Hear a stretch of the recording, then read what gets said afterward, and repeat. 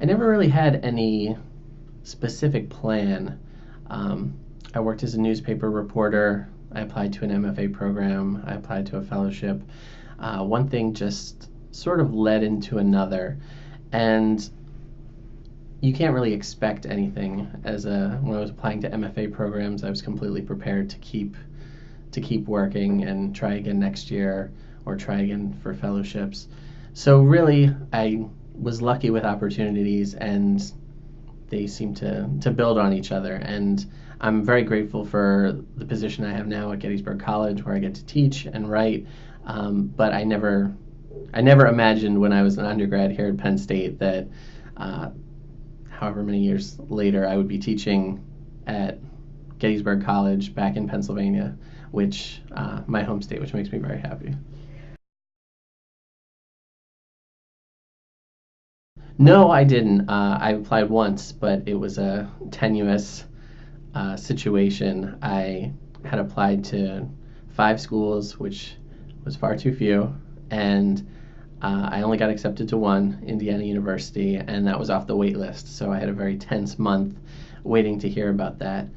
I took the call from the director of the program at Indiana in the supply closet at my job because they didn't know I was applying for graduate school. So I was entirely prepared to stay there another year, but I got an opportunity and I decided that this was the right time, and I took it. I was a staff writer for the Jewish Exponent in Philadelphia. Absolutely. I think working as a journalist uh, is an incredible form of training if you want to be a writer because it gets you in the habit of sitting down and writing. You can't think yourself out of it or procrastinate because something is due and someone's expecting it.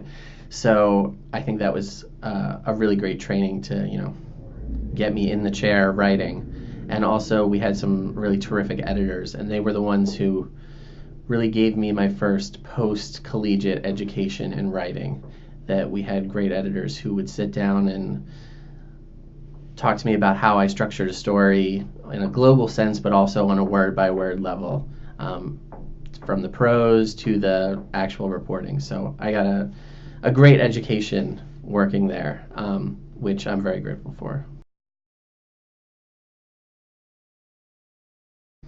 I think for being a journalist, you have to have a very close eye and be a really acute observer, a really a really acute observer, um, both of the things that people are saying to you and the things that are going around, the things that are going on all around you. So I can definitely see how Amy Hempel's training as a journalist goes into her short stories. I teach in the cemetery where Al Jolson is buried to my introduction to creative writing classes, and I didn't realize that she was a journalist before, but I can certainly see that, both in how she constructs her scenes and her prose. As I was coming out of the MFA, I had no idea if I would get a fellowship somewhere or some sort of position. I applied all over the place and just sort of crossed my fingers and hoped. And I was very prepared to move back to Philadelphia and try to find another journalism job because nothing is guaranteed. And then I had the amazing good fortune and luck to get a Stegner fellowship. And then when the Stegner fellowship was over, I was applying for academic jobs, and I was lucky to get this great job, but I had had job interviews that didn't pan out, and I was getting ready to find a job in the Bay Area doing journalism or really anything at that point. So I think at every phase of my career, I've been, ready. I've understood that I could go back to um, to journalism or some other career. That whatever comes next is in no way guaranteed. Um, and I think that's just something that you have to live with when you're pursuing a writing life until you reach a certain point of stability.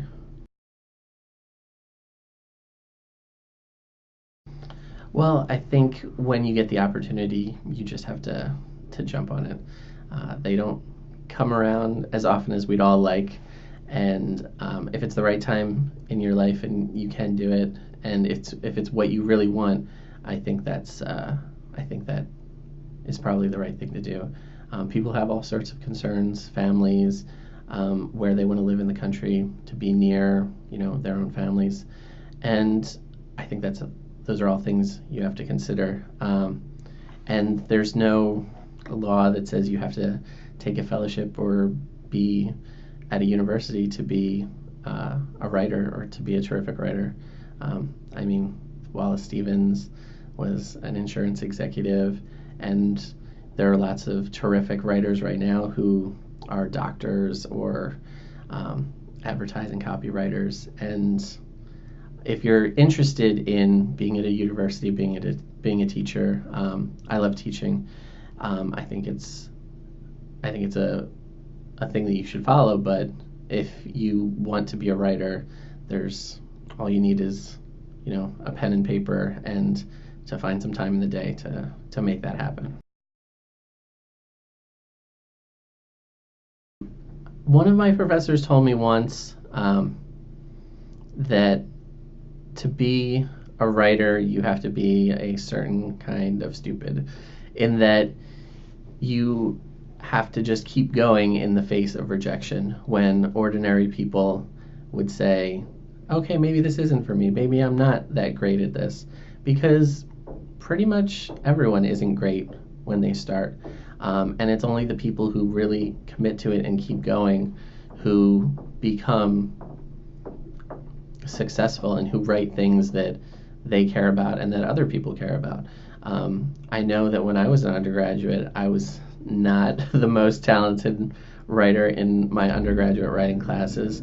I can think of, plenty of people who were better writers than me, but I wanted it and I just kept going.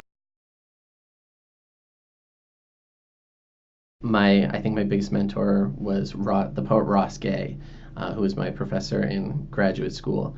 And he's a terrific, generous, talented poet who treated me as if I was also a poet, which I think made a big impact on me because I thought, maybe I can do this. Ross is talking to me like a peer.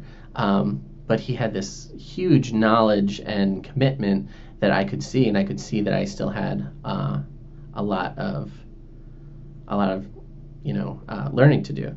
And Ross and I also used to play pickup basketball with some of the other MFA students and faculty, and I think that was a moment when I saw what kind of teacher he was, because he's an excellent basketball player, way better than any of us, but he always made it so the game was still fun for everyone, because he could have, dominated, but he was a coach. He showed us, what we could do better, and he taught us things about basketball. I was not a particularly great athlete, but he taught us things about basketball that made us better players, and I always thought of that as an analog to his commitment to teaching and writing.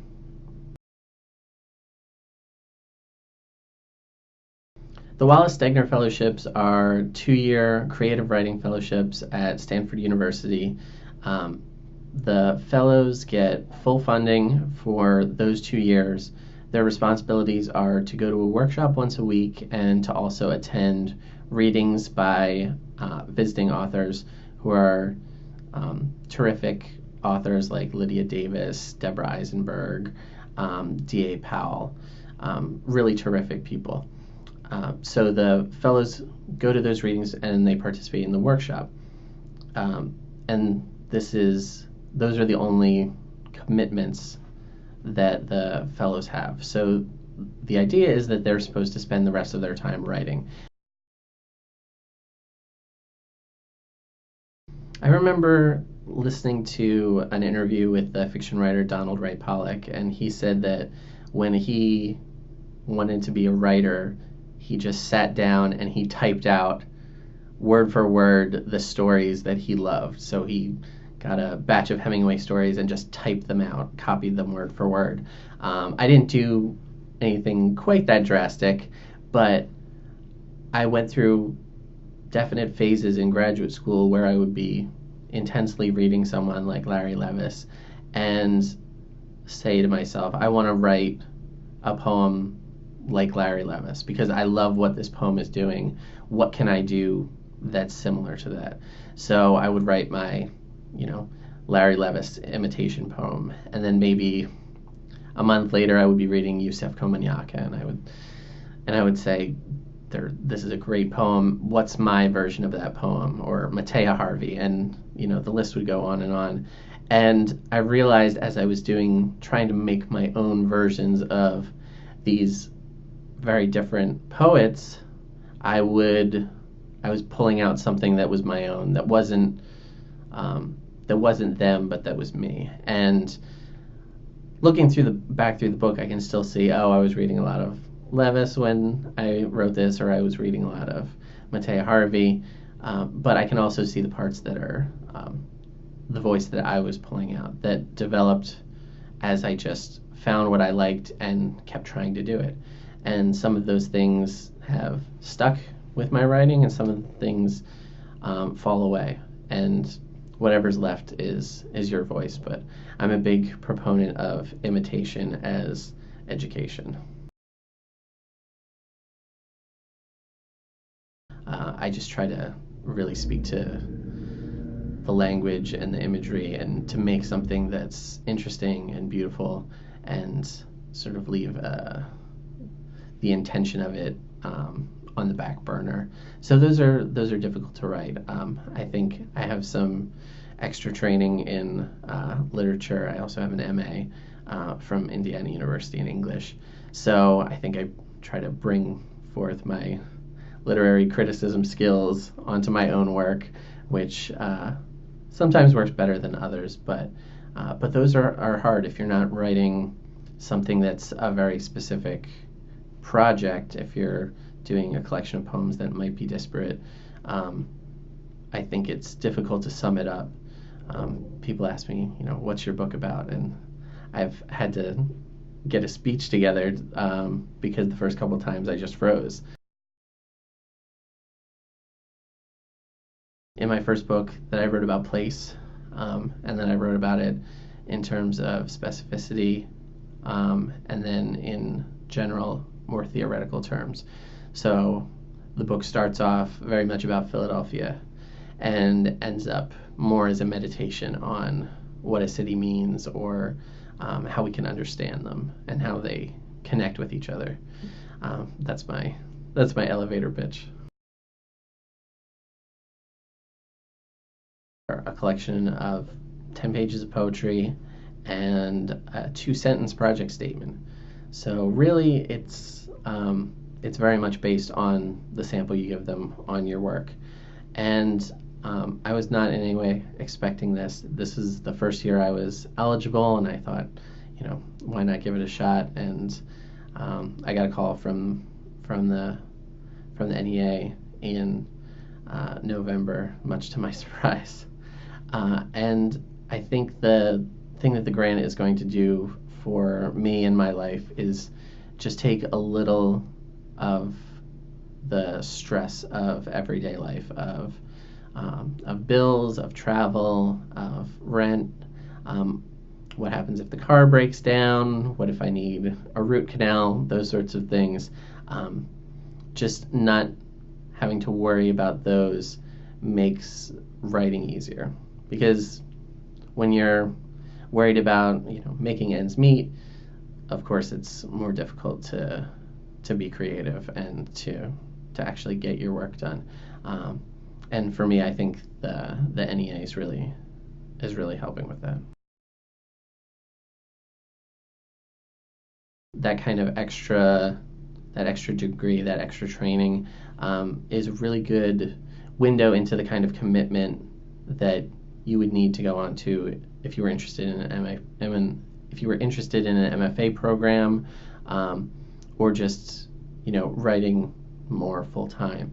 I think taking that year and actually doing it and seeing what that's like, I know that when I was in my second year of my MFA program, I was the poetry editor of Indiana Review. I was teaching freshman composition. I had, my own classes that I was going to, and I was trying to write. And looking back, I think, how could I ever have done that? But I was really productive that year. And I think it was just because I was so excited to be there and to be involved in a community of writers who are all committed and really working towards making art.